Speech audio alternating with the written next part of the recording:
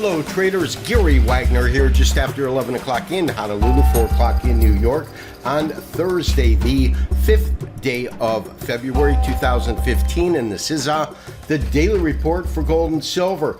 Although trading lower for most of the day as we go into the close of the morning session, we've pretty much gained back any of the earlier morning's losses.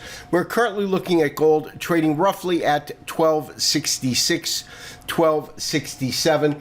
Puts it off roughly $1.80 on the day and puts the market roughly at our entry point on our current long position in gold. We have seen a high of 73.10 and a low of 56 and change.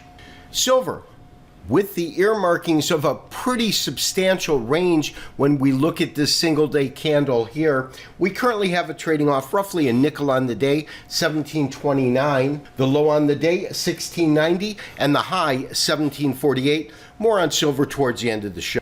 So traders, I do want to start today's show by reviewing our current trade, where we stand in this trade, as well as what I'm looking at short term. Looking at a 230-minute chart, this contains our basic model or sub count. We are under the assumption, first of all, that we absolutely hit a bottom at 1130.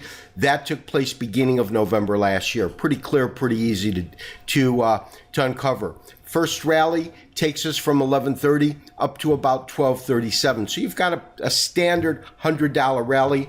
We do see that quite frequently, $100 to $150 when the market rallies. It corrects or retraces precisely a 61% retracement of wave one. We then go into what I believe is our third wave.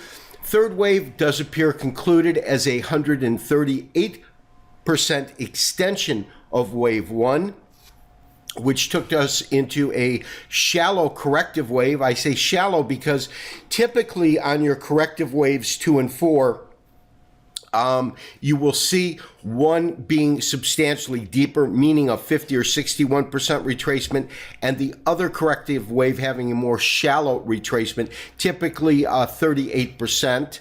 And that's what it does appear as though we're looking at. Now, we entered a long position, as I said, roughly in this area. And I did mention both yesterday as well as on some of the commentary that we were working with that we're trying to jump the gun here. In other words, typically I will wait for a candlestick pattern to develop when all of the other criteria matches or kind of comes together in unison.